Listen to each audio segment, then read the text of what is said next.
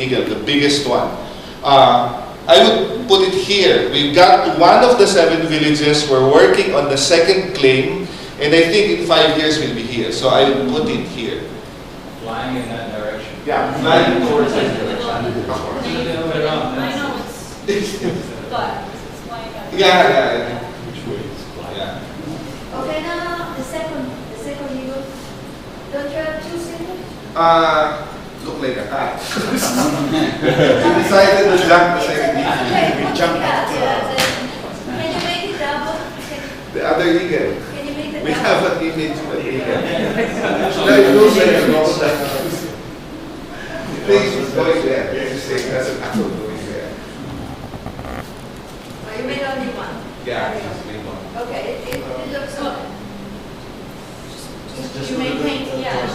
You know, because it actually can picture the difficulties of putting it inside the matrix, which is part of our exercise. Where would you put it at least, even if you don't have a symbol?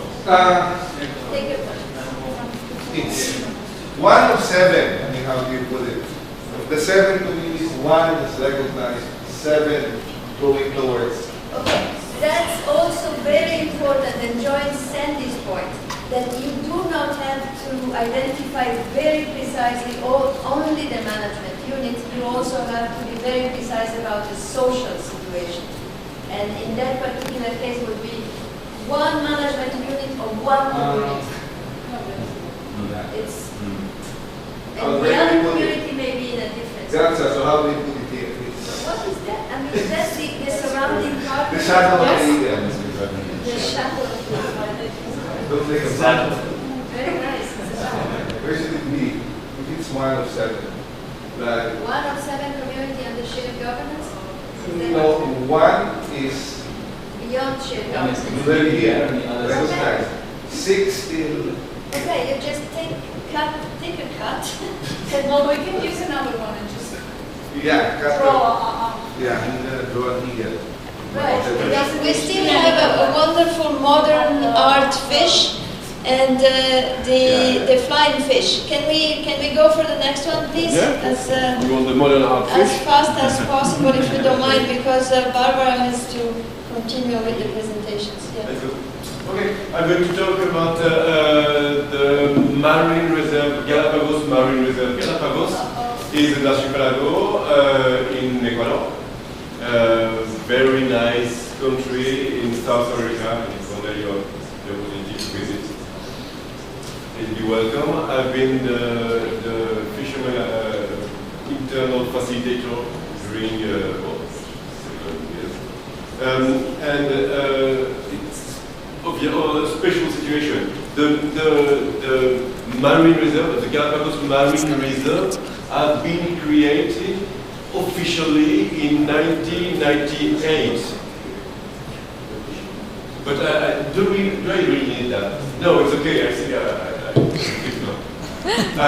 In 1998, by what is called a special. Maybe for the registration. Oh, you need that for localization. Okay. It has been created by what is called special law. A special law is just below the constitution, and this is important to emphasize that it's not just the government that passed some act. It's just below the constitution. It creates it rules all the situation in Galapagos, and it creates specifically the chapter on creating the Galapagos Marine Reserve, where it says that it's a participatory management. Generally, that kind of law says just one line. It's going to be participatory management, and so what? These have been created after the law, and I will explain you what have been done to implement that participatory management. We have in Galapagos about 25,000 inhabitants.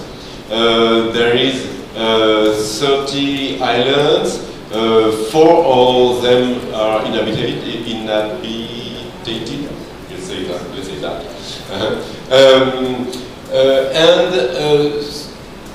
stakeholders, let's talk about stakeholders. So we are talking about marine reserve, and sea is owned to the state. So there is no private owner, and sea owned to the state. But users are fishermen, and there is no traditional communities because it's a recently colonized island. So we have fishermen, we have one cooperative in each inhabited island, so 4 cooperatives. We have a union of cooperative that coordinated the work of the fishermen. There is, of course, the tourist sector. Galapagos is more than $300 million each year. You have, of course, the administration, the state, the administration of the national park of Galapagos that is responsible for the management of the marine reserve. You have conservationists. So you have, for example, big organization working there, and so you have the sector, let's say a sector that have been created representing the conservationists. And basically, and other inhabitants, let's say others. For managing, for implementing that participatory management, have been created innovative model of participatory management at 2 levels, and I'm going to talk about those 2 levels. And then, through a case, I will explain how it can work. So, the more local level is a body that is called the Management Participatory Council, where gather 5 sectors that are fishermen, tourist sector, conservationists, the national park administration, and it is an open body. And after a few years of existence, the guide that do the guidance for the, we have to go, okay, asked to enter that body. That body have a special way of working. It can decide only by consensus. If you reach a consensus, immediately the decision is applied by the administration of the national park. Yeah, no, wrong. If the council agree some decision by consensus, immediately it's implemented by the national park. If they did not reach any agreement, it goes to an upper level body, at ministerial level, where the local sector, like fishermen, like tourist sector, will sit together with ministers. And then, here, yes, they vote. So it is a way to it's a strong incentive to participation, because local sector wants the decision to be local most of the time. So they are doing all the possible to reach an agreement, a consensus. But in case there is no consensus, it goes to the upper level, the ministerial level, where the decision is approved. So we are really short time for that. I will need this kind of thing. But so if you help me, we are here on shared governance. But I will say, one participant say things are moving very quickly. In fact, in the optimum, it is joint government. We are here in 26. It's a managed reserve, multiple use. It's a joint government because I explained to you that there is this body for decision making at participatory level, etc. But what if the decision have to do with tourism, with $300 million?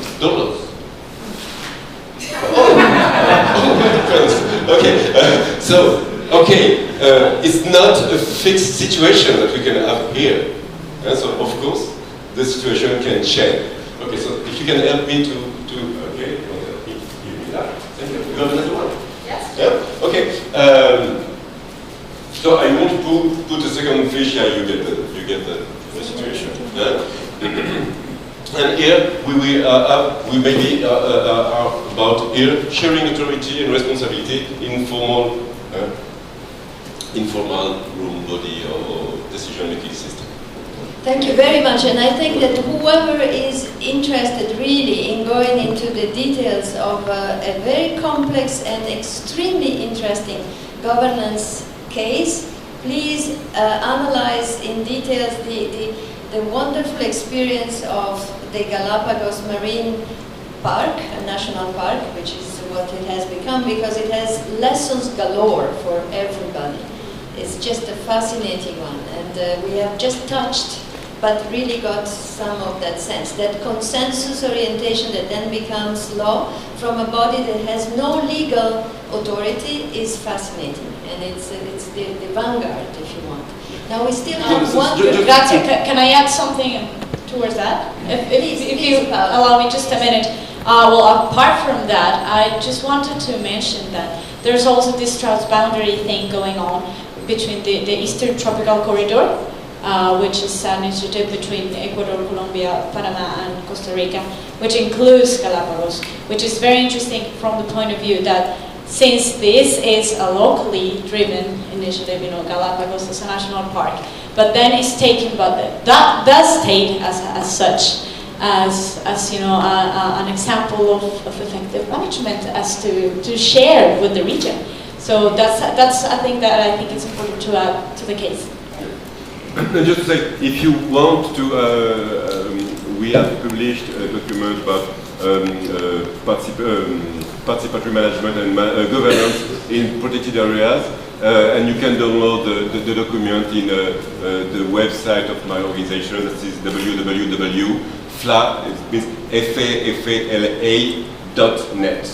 fala.net, and you can download the document. And actually, I'm asking if there is a sheet with the names and the emails that could go around, so that we can share the names of the people who have participated. Unfortunately, some people have left already, but I know Yamala and Liz Hoskins, Liz Rihoy, who have left, and I know their email, so I can add them.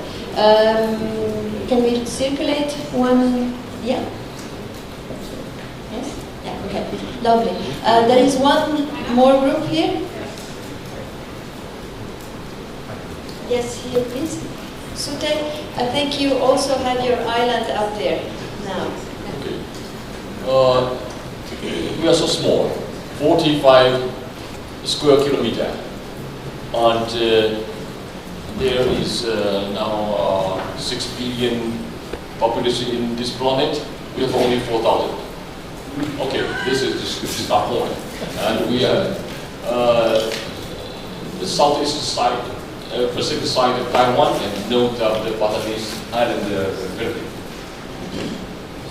So I should go in some indigenous way. I will choose three natural resources to speak about what is our governance. First is fishing, migratory fishing. My symbol is flying fish. And we have 3 seasons. The first season is for migratory fishing, flying fish and its predator. There's a tuna, there's a dogfish, there's a swordfish, of course. And who decide, or who is the right holder? This is the tribal people. And we have 6 tribal villages, and each have its own tribal sovereignty. So, this is a small island, and we have our own fishing ground, each in the right season for flying fish. We cannot touch another tribes the ground. And does there another stakeholder? It's simply not. there is a intervene or the disturb from the outside of Taiwanese larger fish board. But because flying fish is not a good economic fish in the market, so yeah, this is okay. Then we, in our tribe, we should decide which day is to start our dry season. We have a ceremony to summon the flying fish come back again, because annually, every year, and in our mythology, the ancestor of the flying fish has told our ancestor in dreams, yeah, by which ceremony, and you can summon their children to come back to our island for our catching again. So the decision is in Trump Council. There's something like a consensus meeting of the joint family members, because we have 10 oar plank board. So each fishing group is 10 people from different families. And in the tribe there, we have 8 or 9 such fishing group. And every year they should negotiate for this year who should lead the ceremony and decide the date to start our fishing, flying fish. And also there is our own calendar and also double system when to start catching. When most of the flying fish come to our area and about to lay their egg, we start our catching. And also one thing to set a balance between livelihood and biodiversity conservation. In the season of micro fishing, we cannot touch the coral reef fish around our island. This is also a tabu or the Macanao. We cannot touch it. Yeah, this is a very good conservation measure and very effective. So we actually for millennium we are doing the sustainable uses of the natural resources to also enjoy the ecosystem service. So that, may I ask you to place your flying fish, please, because there is a presentation that needs to come up, Yeah. but I would love to underline the fact that this seems to me, maybe it's not what you decided, but it seems to me a fantastic case of collective governance, where the wisdom comes from the different groups looking at the accumulated knowledge that comes through many, many years and putting it together. And But now is the problem. And I think we should somewhere 5 and 6 both, because we have also this managing resource. yes, Yes. that's a category. Yes. That's a category. What about the governance also type? For us and for the other people, this is protected seascape and landscape, because this is very beautiful volcanic island. Yeah. So- So this is the management category in between the two. But what about the governance types? Of course, it is by indigenous people, Right. but unrecognized. So this is the problem here. So you Let's say war control. I think we are war control. in between. Because this is not because we are powerful. This is because we are neglected. This is because those natural resources have no high economic value. So nobody can. So we have full control, but unrecognized. So where we go? We have full control, but we are unrecognized. Some diverse, some there, and we are going to struggle for our legalization and the the representation. Yeah, de facto. We are in this all controlled by local action. Why do you recognize without the full control? Thank you. Thank you very much. So we have an example of very different governance types and situations with